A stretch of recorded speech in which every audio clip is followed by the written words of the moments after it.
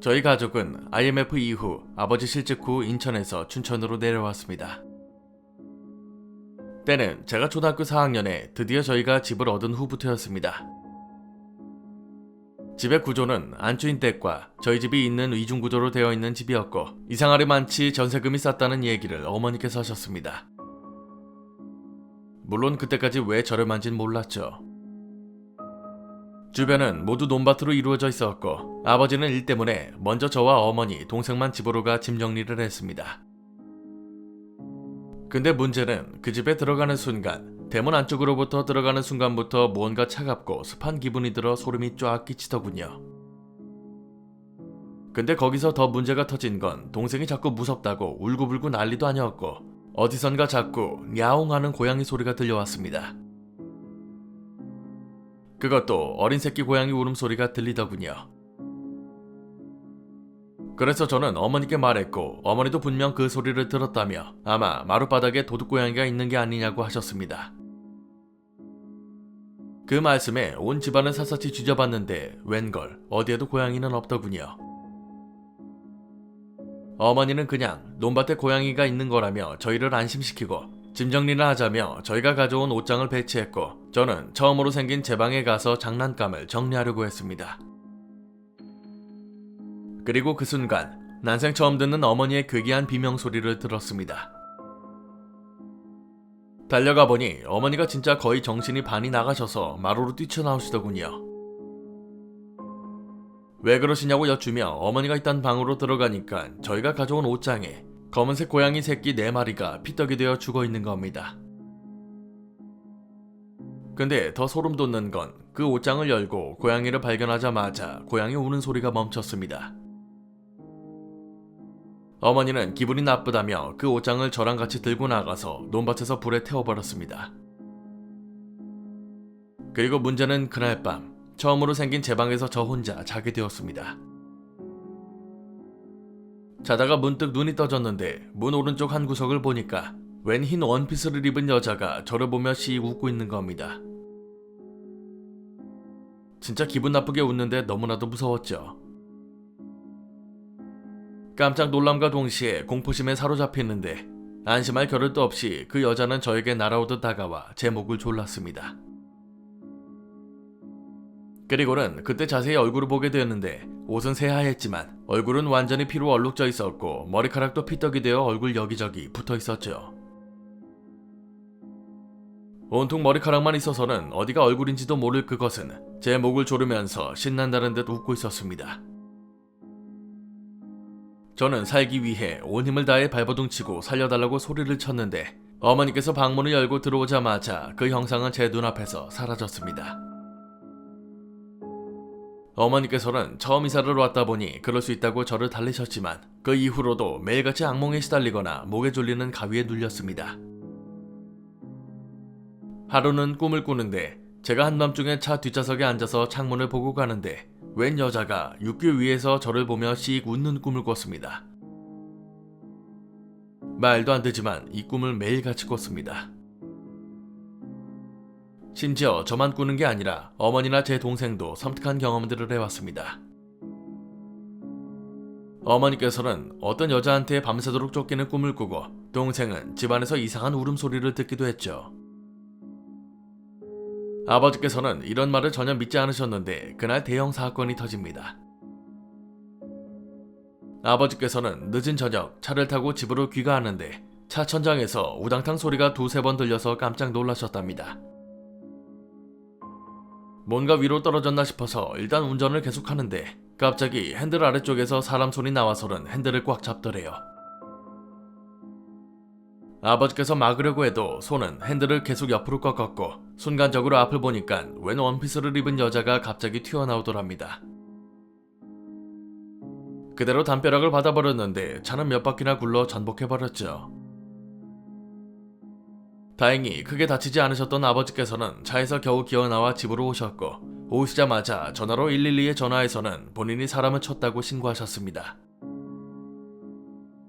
이때 진짜 놀랐던 건 아버지가 사고로 인해 한쪽 귀가 거의 반쯤 잘려나갔고 피를 철철 흘리고 계시는데 너무 놀라셨는지 그마저도 잘 모르고 계시더군요.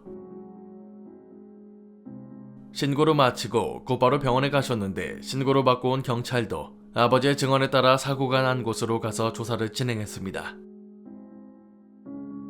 그런데 분명 여자를 쳤다고 했는데 주변에 사람 하나 없고 그냥 차 한 대가 담벼락 옆에 퍼져 있다고만 하는 겁니다. 게다가 이날 춘천에서 교통사고는 단 한 건도 발생하지 않았다고 하고요. 경찰도 아버지께 몇 번이고 사람을 친 게 맞냐고 물었고 아버지께서는 분명 내가 원피스를 입은 여자를 쳤다고 말씀하셨습니다. 하지만 사고를 당한 사람이 있어야 처벌을 하던 조사를 하던 할 텐데 전혀 없었죠. 그래서 담벼락만 배상하고 무혐의로 조사는 중단되었습니다. 하지만 아버지께서 치료를 마치고 집으로 오시는 길에 이 말씀을 하셨습니다.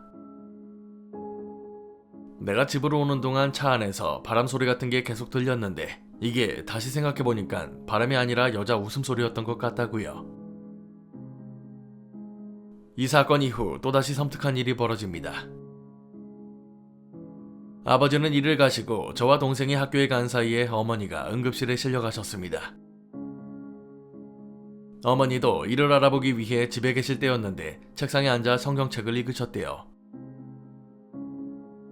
근데 별안간 아예 안 쓰는 작은 방에서 뭔가 떨어지는 소리가 들렸답니다. 그래서 무슨 소린가 싶어 확인하려고 일어나려는데 뒤를 돌아본 순간 어머니 바로 뒤에 피떡이 된 웬 사람 형체가 서 있더랍니다.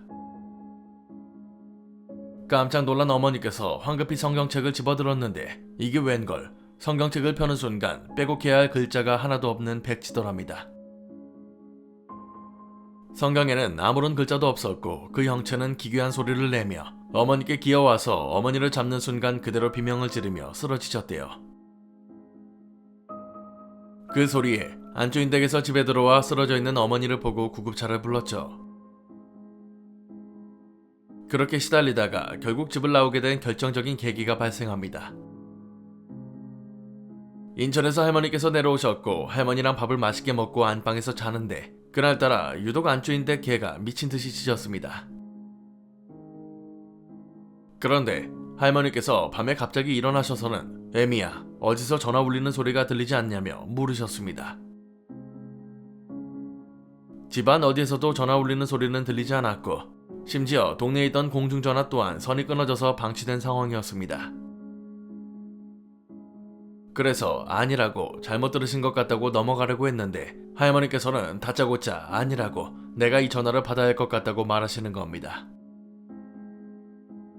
그리고는 다급하게 일어나서 마루 쪽으로 나가시는데 놀란 저희도 할머니를 쫓아나갔는데 할머니 뒤로 웬 그림자가 보이는 겁니다. 불이 다 꺼져 있던 상황이라 자세히 보진 못했지만 빠른 속도로 할머니 뒤로 지나간 그림자는 쇠 긁는 소리로 가자 라고 말했습니다. 이 소리를 저희 넷 모두 듣고는 완전히 기겁해서 난리가 났죠.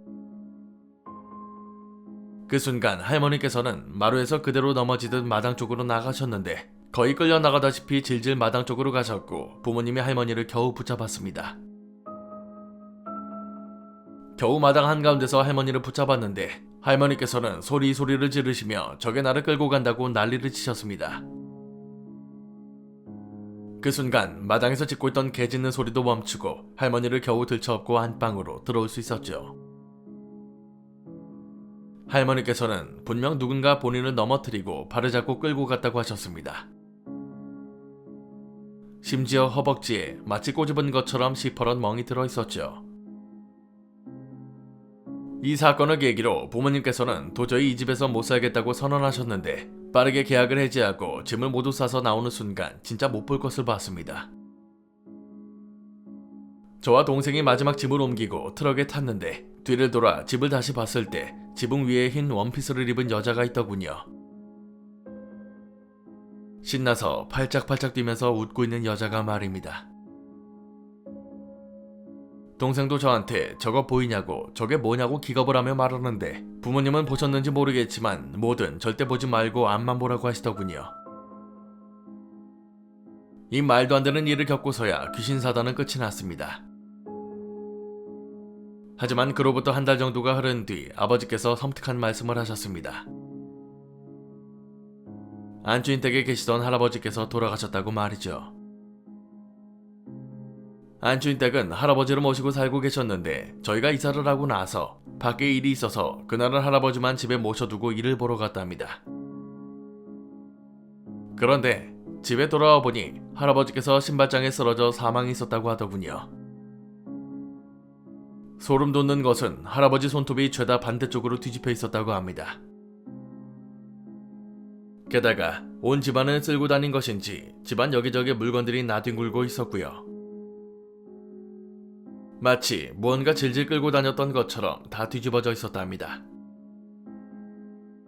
이 때문에 경찰에서도 타살의 가능성을 두고 조사했지만 사인은 심장마비로 나왔고 결국 자연사로 결론이 지어지게 됩니다.